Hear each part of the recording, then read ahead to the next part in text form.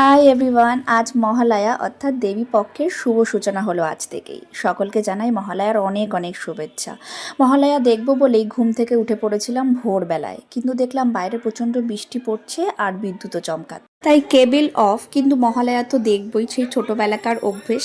তাই হঠাৎ করেই মনে পড়লো সেই ছোটোবেলাকার মতোই মহালয়া দেখলে কেমন হয়, ফোনেই চালিয়ে দিলাম সেই পুরনো মহালয়া। আচ্ছা, তোমরা কে কে এই মহালয়াটা দেখেছো বলো তো? ছোটোবেলাকার কথা না মনে পড়ে যাচ্ছিল, কি ভালো ছিল দিনগুলো। ভোরবেলায় মা কোলে করে ঘুম থেকে তুলে টিভির সামনে বসিয়ে দিত, আর যে কি ভালো লাগা ছিল। মাঝে একটা শিউলি ফুলের গন্ধ আসতো, দারুণ মনে হতো। এ ফাঁকে আমি চলে এসেছি একটু চা বানাতে, তারপরে এখনকার মহালয়াও আমি একটু চালিয়ে দিয়ে এসেছি, সেটা শুনছিলাম চা বানাতে বানাতে।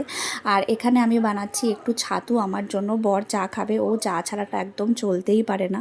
ও আজকে ঘুম থেকে উঠে পড়েছে ভোর ভোর, তাই ও খাচ্ছে চা আর আমি একটু খেলাম ছাতু জল দিয়ে গুলে। আর এখানে না কার্টুন মহালয়াও হচ্ছিল, সেটাও দেখে নিলাম।